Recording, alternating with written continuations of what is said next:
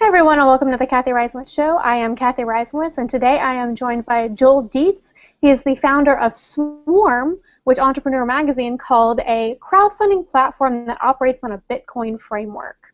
Joel, how are you doing today? Pretty good. Thanks for having me. Awesome. You guys just launched recently, right? That's right. On June 17th, we That's so kicked it off. exciting. You got a big write-up in Entrepreneur Magazine? Yeah, we've seen a lot of engagement from the kind of mainstream press, which I guess is a bit unusual for Bitcoin things, but it's kind of our goal was always to engage a larger audience than the ones that are usually involved in kind of the Bitcoin type things. Well, it seems to be working. I noticed on your Facebook page, and I feel like this is kind of part of why you're getting a lot of mainstream coverage, is because your vision is very articulately communicated. Let me read what you've got. The vision is to restore to all people the power currently monopolized by the 1%, the power to participate meaningfully in economic life. Can you kind of expand on what you mean by that and how Swarm helps accomplish that? Yeah, absolutely. I don't necessarily have anything against the 1% or anything like that, but yeah, there are certain privileges that people have in the current economic infrastructure that I think need to be made widely available to anyone, and so that we can all kind of have the freedom to make our own decisions, and that and we've seen this already a little bit with kind of crowdfunding, which has really engaged a lot of people on the idea of investing in things that they really care about, and kind of something more than fitting a project into a spreadsheet, but really kind of bringing a kind of a vibrant kind of community aspect to project building and also investing. And that's kind of the wave that we're riding. Obviously we're using kind of Bitcoin infrastructure to do that. But we want to bring this to everyone and empower everyone so that they can meaningfully participate in economic life. So there's just so many things right now that obviously, if you know anything about kind of the way big banks work, they kind of like have a certain way of doing things that privileges them, and even the regulations have sort of been slowly rewritten to kind of favor the things that they want to be able to do, and that doesn't benefit the rest of us. So I really see what we're doing as kind of really restoring power to people worldwide. So In the entrepreneur piece, the writer brought up two big problems to adoption, which is that most people don't understand kind of the way the financial system works, and that they don't understand Bitcoin, which are two things that clearly kind of underpin your project. Can you go into, for our reader or for our listeners, some of what's wrong with the current financial system and the way that startups are funded right now, and then how Swarm helps fix those problems?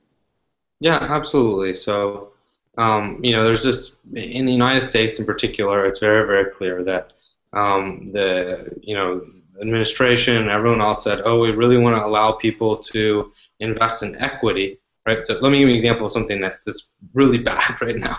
So you have this Kickstarter model. It's basically a donation, and you get like a T-shirt or something. And there are people, a lot of people put in for instance, this Oculus Rift, which is this cool VR goggles thing. People put in $2 million in donations. Basically, some of them got stuff back, but and then when the Oculus sold a couple years later to Facebook for $2 billion, those people didn't get anything. So they took risk, like investors do, in a kind of project, but they got no return, and that's kind of what's accessible to you and me right now as ordinary investors. And they keep saying, the administration said, oh, we're going to allow this equity crowdfunding to take place. This is what the Jobs Act was supposed to do, but it's taking like forever for it to get implemented. And even when it is going to be implemented, the general kind of consensus is that it's going to have all these additional kind of regulations attached to it that are not going to allow people to really fulfill the intent of really leveling the playing field so everyone's on kind of equal status. So That's something that I think just is a big problem right now, in particular in the financial world. Everything's organized hierarchically, and the higher up you are in the chain, the kind of closer you are with the regulators, and then the more favorable the regulations are for what you're doing, and less favorable for everyone else. So everyone who's kind of really been pushing this positive agenda with crowdfunding is kind of constantly running up this wall, and we're kind of yeah to really kind of going all in and saying we're gonna, kind of. So is Swarm the Uber of crowdfunding? Are you going around the regulatory framework? I think you could say that. I mean, we're looking for very exhaustively every kind of, I wouldn't call them loopholes exactly, but kind of every, sort of thing where everything we're legally allowed to do or kind of is a gray area, and we're evaluating every single one of those pretty exhaustively, and not just in the U.S., but in, different legal jurisdictions. And, we have no intention of violating the law wherever we happen to be, but we definitely have the intention of taking full advantage of whatever kind of things there are to bring what we believe is a very meaningful kind of positive impact wherever we're doing business. So yeah, I think the Uber comparison is a very appropriate one in the sense that a lot of these existing institutions like taxi companies or whatever just are things that have not innovated meaningfully in the last 70 years, and so Uber is really disrupting them. And I think it's going to be even more sort of bloody, not necessarily in a figurative sense, but even maybe in a literal sense, when kind of these financial institutions who have been doing business in a very kind of kleptocratic way sort of start to see this disruptive innovation from the bottom up. So I know they're not going to go down without a fight. So yeah, that'll be interesting. It seems to me like a natural audience for what you're trying to do is the Occupy crowd. The people who've come out against the 1%, not necessarily against the 1%, but against the system that protects and creates the 1% and inoculates them from competition. Do you feel like that's accurate? And if so, what are you doing? I mean, Occupy is probably not reading Entrepreneur Magazine.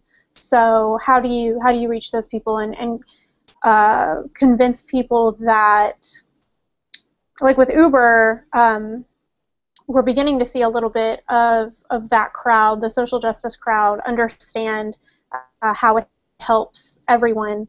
But you still have articles in Salon talking about how it's greedy and it's bad and it's hurting the taxi drivers. What do you think about that tension and that potential?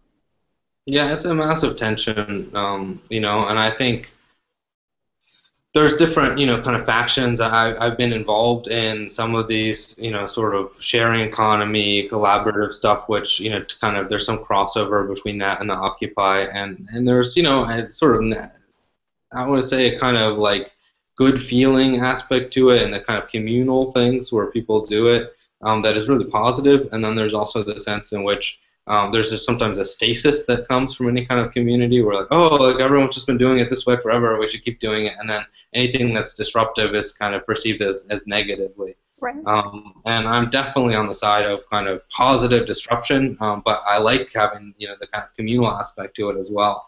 So in that sense, like I would say, with Uber in particular is a really interesting example, and something that I think would bring something very new and unique and positive to the table as well, in the sense that, with our crowdfunding model, anyone can participate at a very early stage, and this means that effectively, your users can be your investors. So instead of just saying, like, here's the VCs, and this is interesting in the Uber model, because I generally think they're doing an awesome thing, but there is this kind of core way that investment works, right now, is that your investors are these people, and whatever the people who are driving Uber cars are over here, and they have different sets of interests, and there's no real obvious way to reconcile them sometimes. And then in the kind of corporate structure, just the investor interests always win. I mean, you can have really dedicated founders that are like dedicated to the users or something like that, and that kind of mitigates the downside risk. But definitely, like, there's no way to say like, okay, now all of the people who are driving Uber cars actually like own part of Uber, and then they're kind of putting in as they get in, and they get like back like kind of Uber tokens that sort of share the profit shares or something like that. Like that would be a really powerful model, I think, because not only are those people, potentially getting more economic benefit than they would in these kind of hierarchically organized things, but they're actually like, participating in the kind of future of those networks. So, but really, like, and someone was in our team, someone who worked for like Couchsurfing, which had a similar kind of issue, and that was all volunteer driven, and then it became like a, classic VC thing, and then all the community fell apart. But she told me, if this model of Swarm had existed at the time, when Couchsurfing was getting going, we definitely would have used it, because it kind of has this way of bridging these kind of what otherwise are kind of competitive interests with each other, and ones that investors win. So I think, like, for what we're doing, like basically all the Ubers of the future will probably use Swarm, and we're like excited to see that kind of disruption, that produces this economic thing, and that there's like real like awesome potential for the people who are kind of doing the real work, so to speak, instead of the kind of just rent seekers. Now, does someone who wants to invest in an idea via Swarm have to be cryptocurrency literate? What's the technological barrier to entry? So at this exact moment, we're like only accepting, we're doing our own fundraiser still, and we're taking in, people are getting Swarm coins and getting some kind of share in our network, which entitles them, to kind of future benefits of various sorts. And that is something that is really only accessible in cryptocurrency at the moment. But we've already spec'd out the plan to move off of that need, and certainly not to have people, it'll always be the underground, like, infrastructure. It'll always be across this, distributed network, with the kind of security and everything else that includes. But, we will definitely not make that a requirement for our users to understand how that works. And I don't think even in the marketing or other things, whatever press stuff, I think we'll probably actually de-emphasize any of that kind of infrastructural thing, because it's not really the value that we provide. It's fascinating, and I love talking about the technical aspects of it, but it's not really the value we provide to our kind of users. Okay. And tell us a little bit about your background. What brought you to this place? I always wanted to have a stake actually in disrupting finance for a long time, partially because I saw that so many of the people, for instance, I have a sort of a little bit Ivy League background or whatever else. I did kind of computer science young, and then did philosophy, and then kind of shifted back to doing software engineering stuff. But I always saw, all these people are like getting sucked into these iBanks, and it was very unclear what kind of value those iBanks were actually providing to the society at large. So that was kind of this like underlying concern that I had, and particularly when I studied history, about how they were just kind of increasingly, sucking up people, and then kind of, spitting out things that were not necessarily valuable. So I like kind of, this was in the back of my mind, I guess you could say, for a long time, but kind of how to come at it. Something really kind of only gelled over the last couple of years when I saw the kind of digital currency stuff picking up, and it took me a long time to actually understand really why Bitcoin was designed the way it was. So originally I thought this was really kind of bizarre but interesting technological thing. And after I really like understood the space by spending time, and I really was convinced that Satoshi was a sort of genius, in designing everything just right to get this, kind of things to work in the right way. So that was kind of like a breakthrough for me. And then once I sort of like made that realization, I didn't realize this kind of like second generation technology that could be done on top of it. I was like, this is definitely the future, and I was just super excited about a lot of the different technological aspects to it, and I thought what Swarm is working on is definitely the most kind of disruptive, portion of like what can be done, and kind of how it can be used to, create this real positive, change and empower a lot of people. So that was like, it's like all of the things converge at once. It's like,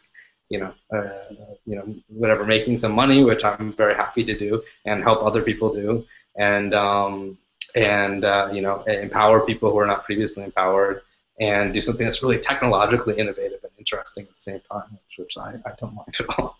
So that's awesome. So how should people keep up to date with what's going on with Swarm, and how should they follow your work, and how should they get involved?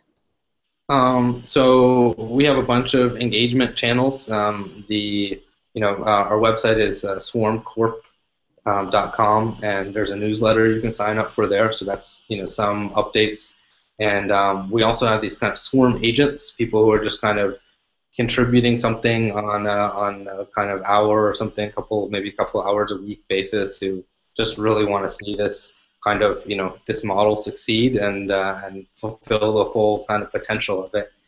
So if that sort of thing interests you, you can join, add one of the people on Skype. I'm JDietz04. That's JDIETZ 04, and then you can be added to the Skype channel, and then we kind of coordinate the different types of things we're doing. So there's always a lot of little things, even if you just give feedback. So critical feedback thing yesterday on kind of what we could have done better in our kind of crowd sale and things like that, and our kind of messaging. And now the copy for the video we're producing that'll be released in about a week was kind of had some community participation and kind of setting the language and things like that. So there's always little bits and pieces. Other people have volunteered to do little swarm theme music, which I'm kind of excited by. So there's a lot of little things that are coming together. That's awesome. Okay, great.